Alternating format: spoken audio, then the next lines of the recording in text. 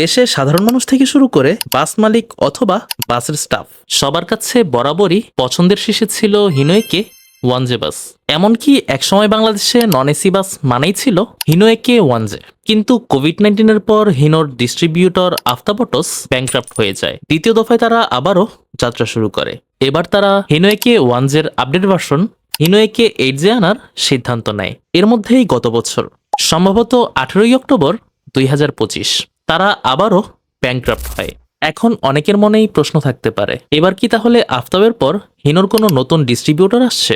উত্তর হচ্ছে most probably না, কারণ তাদের 29 ডিসেম্বর 2025 একটা মিটিং অনুষ্ঠিত হয় এবং সেখানে তাদের কোম্পানি পুনর্নির্মাণ আর 30 জুন 2026 মধ্যে কর্মী নিয়োগ সহ আরও 4টি বিষয়বস্তু নিয়ে নোটিশ দেওয়া হয়।